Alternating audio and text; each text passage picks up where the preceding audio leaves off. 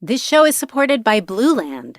We hear a lot about microplastics in oceans and food, but they can also come from products we use every day at home, including cleaning products. Blue Land is on a mission to make it easy for everyone to make sustainable choices. Blue Land believes that hardworking, clean products can be the norm, not the exception, so that you can do better for your family and the planet at the same time. From cleaning sprays and toilet bowl cleaner to dishwasher and laundry detergent tablets, Blue Land's products are independently tested to perform alongside major brands, and the formulas are free from dyes, parabens, and harsh chemicals. You'll love not having to choose between the safe option and what actually gets your house clean. Blue Land is a certified B Corp and Leaping Bunny cruelty-free certified. Their formulas are EPA's Safer Choice certified, and many products have also earned Cradle to Cradle's Gold Material Health Certificate. If you're looking to make a small change in your routine, you can get 15% off your first order at blueland.com/prx. Get 15% off your first order by going to blueland.com/prx. blueland.com/prx. This show is supported by Odoo. When you buy business software from lots of vendors, the costs add up and it gets complicated and confusing. Odoo solves this. It's a single company that sells a suite of enterprise apps that handles everything from accounting to inventory to sales. Odoo is all connected on a single platform in a simple and affordable way. You can save money without missing out on the features you need. Check out Odoo at odoo.com. That's odoo.com. Yeah, I mean, what's the Warren Buffett, the tide goes out, you see who's swimming naked. And yeah, the COVID was certainly a massive tide out event. And, I think a lot of companies that probably ran so-so as businesses could trickle along in relatively normal environments. And then you get a shock to the system and you just can't survive it. And it came with such a boom and then the bust. We haven't actually, as in the UK, we haven't sold more bikes if you take over a 10-year period. We haven't done it. All we did was shove a load of demand into a short amount of time. But when you look back over the 10 years time, you say that it didn't do anything for volume. It didn't increase anything. In fact, if anything, it's going down. All we did was we pulled business forward and took the business down, and now you're paying for it. So now I'm not just competing with the brick and mortar down the street. I'm competing with you. I have always performed for you. I've always had double-digit numbers of bikes in your demo fleet. I have ridden your bike and said, I ride your bike.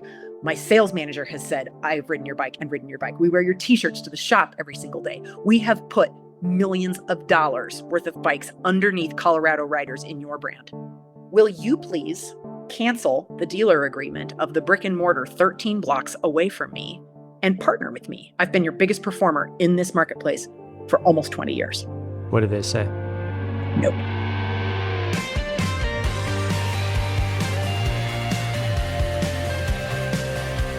From Escape Collective, this is Overnight Success, the podcast about the entrepreneurs, the personalities, and the passionate people who make up the sport of cycling and the stories behind the icons they've built.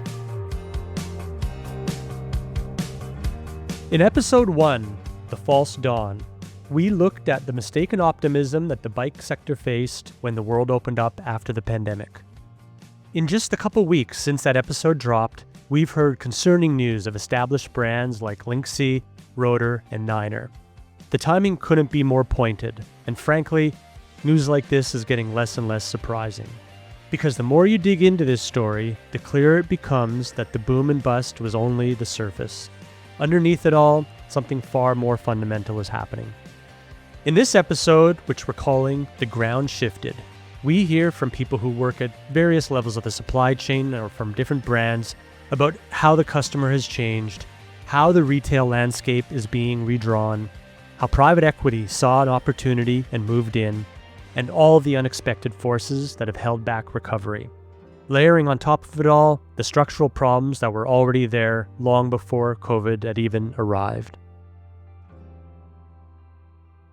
So Suvi, what's been the reaction and feedback that's come back to you since our first episode? I think the feedback has been mostly positive. I have found it really interesting to see what themes people have picked from the first episode and kind of what thoughts they provided on like all the different topics that we covered, because there was a lot to unpick there. There's been a lot of conversations around the fact that buying patterns have changed dramatically, and also that the modern retail has perhaps not kept up with that. So people have already kind of moved to the themes of this episode that we've got coming now. So yeah, like just talking about how the cost has crept up and where the industry is at the moment.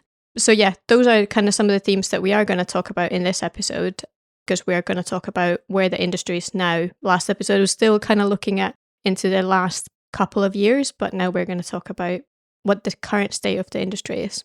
Yeah, I find it interesting to hear what people have pulled out of these interviews as well, and things that I've kind of totally missed or passed by.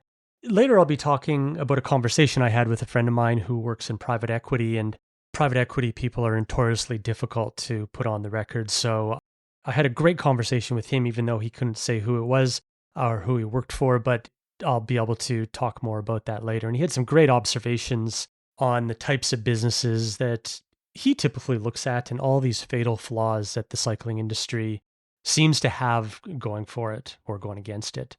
I also don't think I get a comment at all that doesn't start without someone saying, that Ellery, who has the bike shop in Boulder, she's amazing. And I mean, I couldn't agree more. That's why she's here again. And, you know, it's the first thing people say to me. And later in the app, we'll hear more from Ellery and over a range of topics, but also including why her and her husband decided to sell their shop. So who are we going to hear first from, Suvi? So we're going to start off with a bit of an overview of what has changed in the industry and kind of what's the new normal, so where we are right now. So I spoke about that with Rich Tower, who is the CEO of Quality Bicycle Products, so KPP. They are also the largest distributor in the US, so they have a really good view of what's happening in their own brands. And I found his take on the industry really interesting because he had a really clear vision of what has changed, and he had one core thing to mention about it.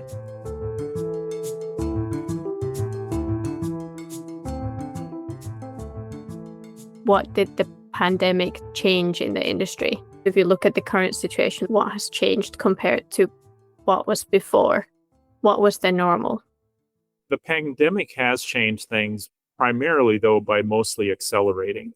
The changes that are happening now, particularly with the consumer and how consumers buy and all of that, were happening in other industries. They just may not have been happening as quickly in the bike industry.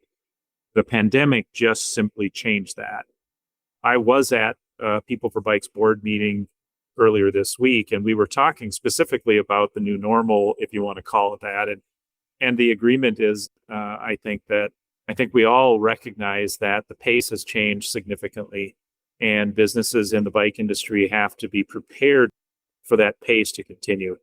And so I would suggest that we certainly aren't going back to what it was pre-pandemic in terms of how businesses were performing, how they were running. But I think pace is the thing that's probably the biggest change. And it's something that we all have to just recognize and be comfortable with, because the discomfort that we had early on in the pandemic was the fact that we were struggling to keep up. During the pandemic, we had to learn how to get comfortable with the discomfort and then really start planning for being able to react as necessary to things that were going to happen. So tariffs is a good example of that. We don't have any control over that, and it's hard to plan for it, but you can.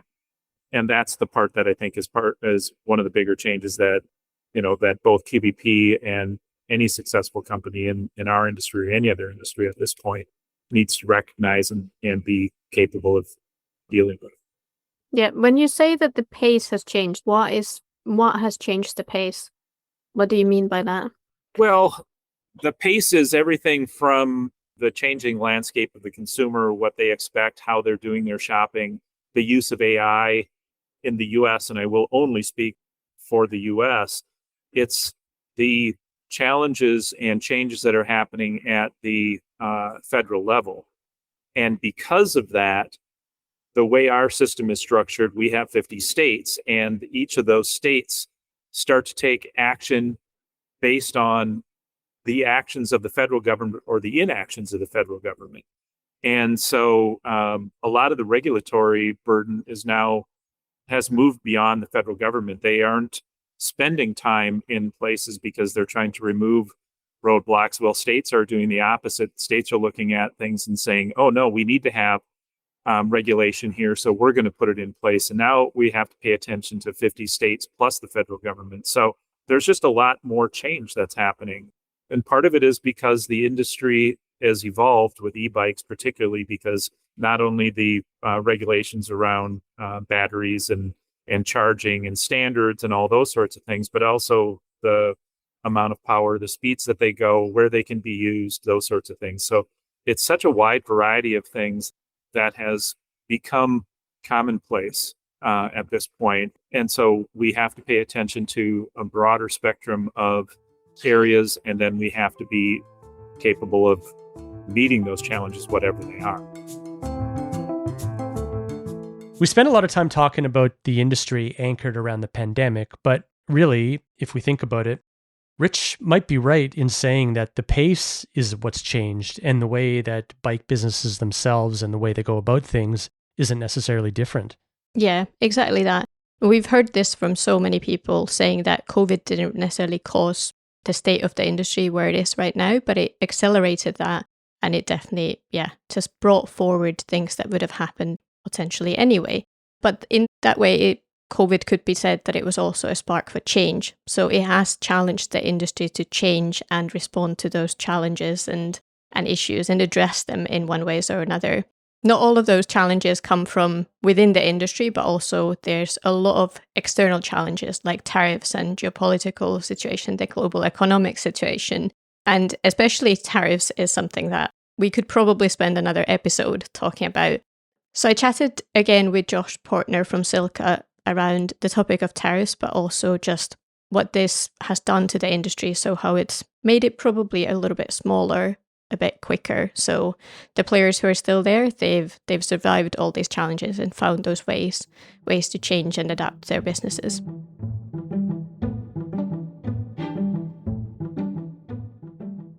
Because some have also said that COVID wasn't necessarily the cause for all this, that it was the trigger that exposed a lot of things that have been bubbling in the industry for a long time.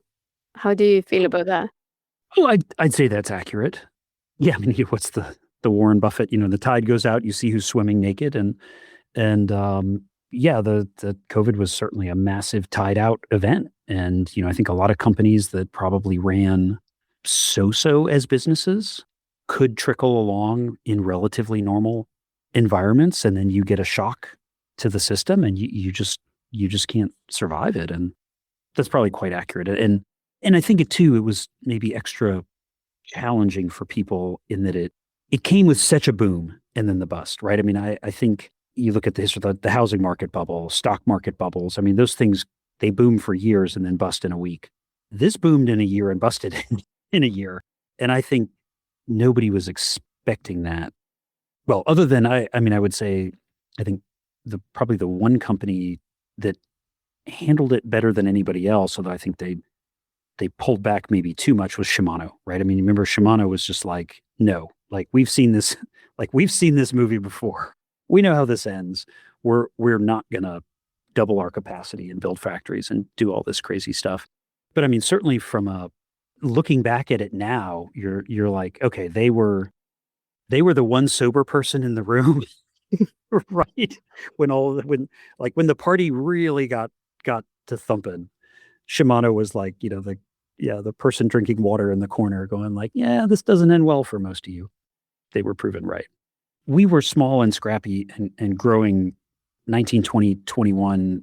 I mean, we were, I think at the beginning of COVID, I think we were like 12 or 13 employees, and now we're 50. So, to me, I think the COVID boom probably accelerated some of that growth.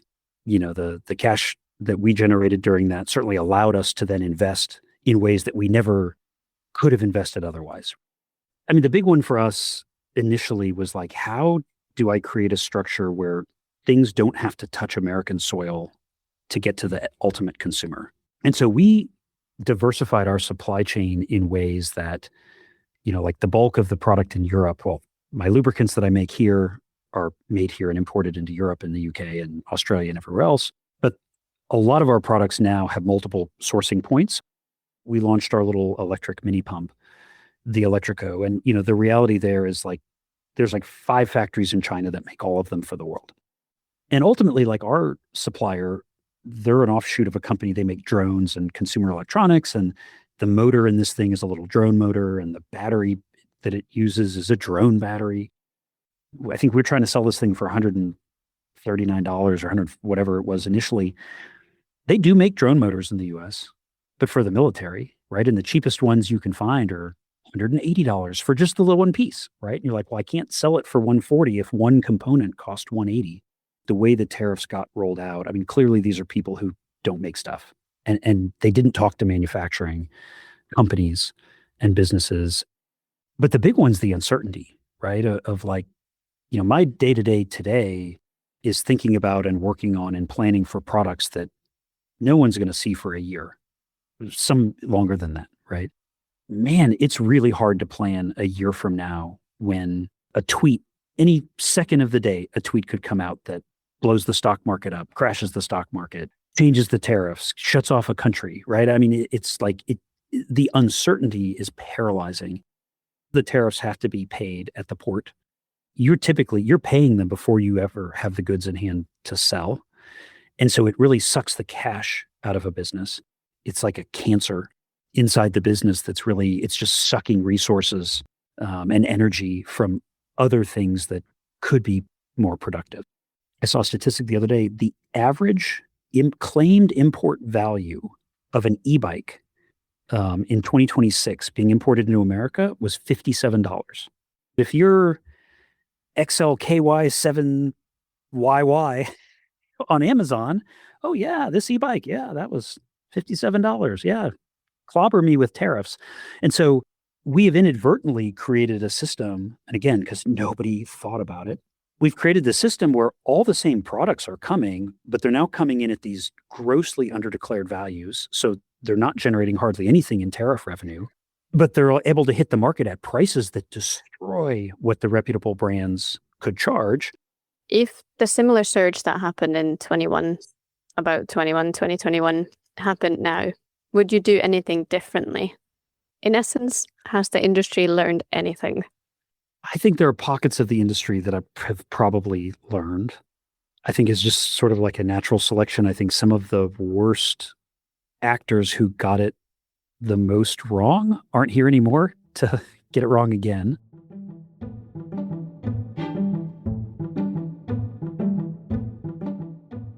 The sentiment that the overall industry needs to become smaller or consolidation needs to happen is something that's already come earlier in our interviews. But I think in fairness, those who run a good business and have a strong point of difference are actually doing quite well despite these economic conditions that are making things so difficult. Yeah, it's again, there's pockets of growth in the industry. And I don't know if you heard this, Wade, but people I spoke to, they mentioned kids' bikes quite a few times. So it seems like people are still investing for bikes for their kids. That surprises me. Yeah. Because of that, I reached out to the Austrian kids bike brand Woom, which last year, for example, so in 2025, they recorded a 27% increase in their revenue, and they're looking to grow further in 2026. So in the current market where other players are maybe declining in revenue or even folding completely, this is quite remarkable. And it's quite an important point to highlight that, yeah, there is still growth to be had. And on this point, I spoke with Woom's co-founder, Marcus Ehlenfeld, and he had a very interesting take on the broader cycling industry as well in what it's maybe not doing quite correct.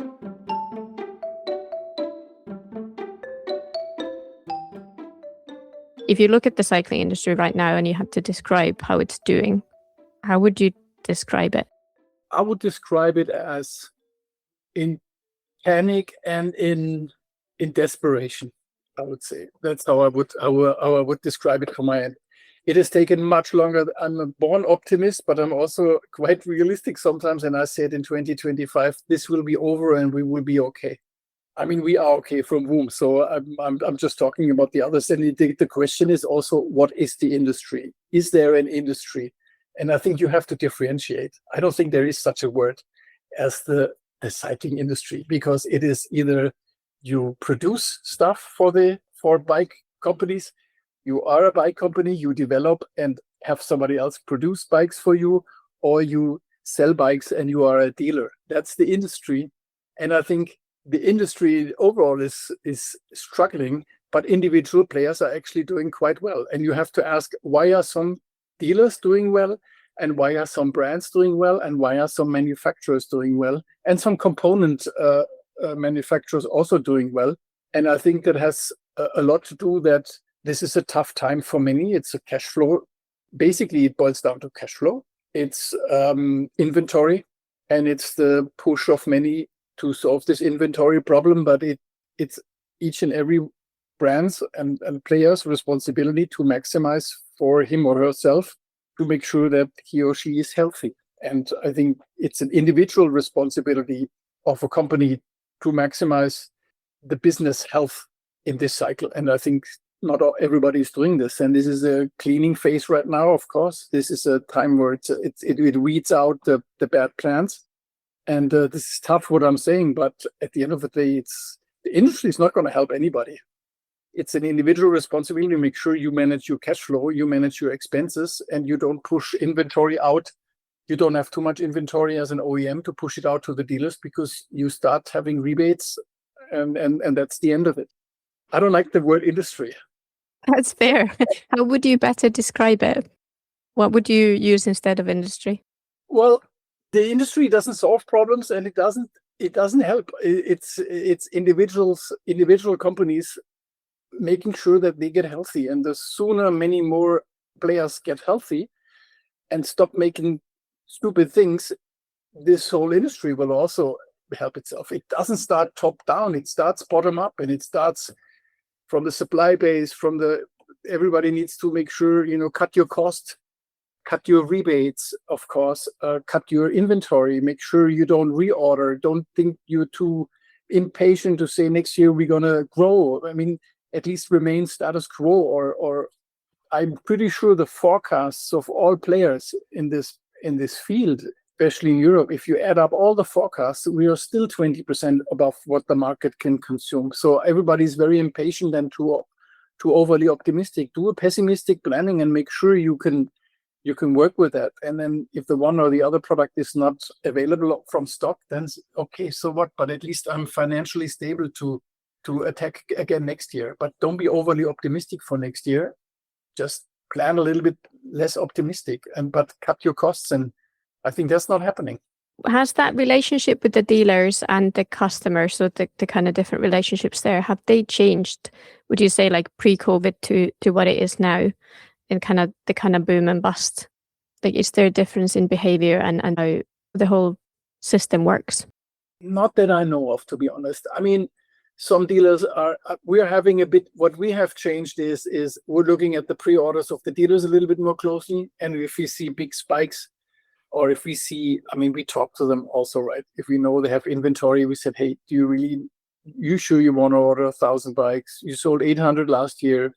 Why don't you stick to 800, maybe make it 900, don't go for 1,000. So what we're trying to do is we're not trying to push inventory down our dealer throats. And we actually try to prevent their fear of missing out, maybe, because they feel now we're growing first quarters, also 30% growth versus last year. We want to communicate these positive numbers, or we are communicating them, or the press communicates them as well. But what we need to make sure is that they don't get into the fear of missing out again, that they over-order and they overstock, because we don't like overstock. We don't like understock and overstock. So the ideal is, of course, be in the center somewhere, a healthy spot. Yeah, I guess you were talking about it, how everyone is individually almost responsible for it, that it's bottom up, but you all have to work together, that you have to tell the dealers and pay attention to what they're doing, and you work with the manufacturers and they might work with you to figure out that the numbers are somewhat correct, rather than going into a frenzy and over ordering. And then I think that's actually that's if you look at it from the big corporations, let's say the big players, I mean, it's very difficult for them. We have a very direct contact with our dealers, so I think we're quite okay. But imagine they have the sales reps in the area of a country. They add up the volume to the country level. They add up from a country level to the continent level, let's say Europe.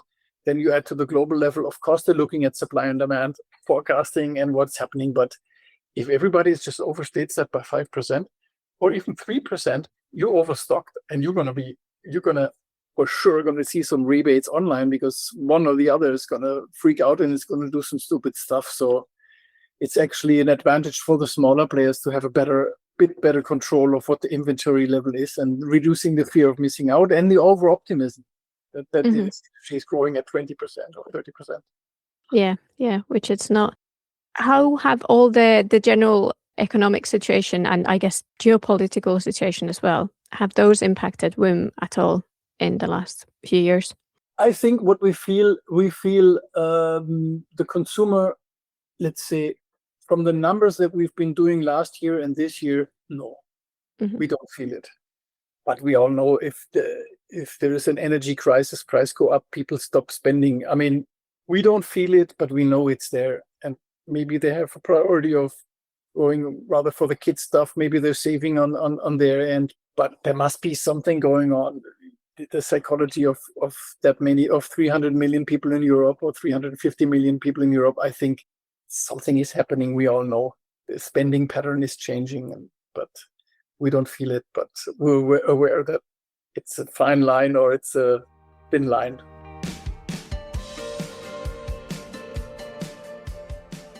Thanks for listening to this preview of Overnight Success. To hear the full episode, you'll need to be an Escape Collective member. And here's why that matters. We cover cycling and its industry without taking money from it. No ads, no sponsors, no conflicts of interests, no fear or favor. That's only possible because our members make it possible. If listening to this has made you think, this is different, this is exactly why. It's deliberately how we're set up. In return, we try to make membership genuinely worth it. Exclusive content to all our podcasts and our website. A member purchase program with exclusive pro deal pricing that I guarantee can save you far more than the cost of joining. An annual member summit. This year we're going to Japan. A clean, ad-free podcast feed. And a positive and welcoming community that's unlike anything else in cycling or the internet. But more than any of that, it's our member support that lets us tell these stories that no one else can. If you'd like to join us and support our mission of independence and creating a better internet, head to escapecollective.com/overnightsuccess to find out more.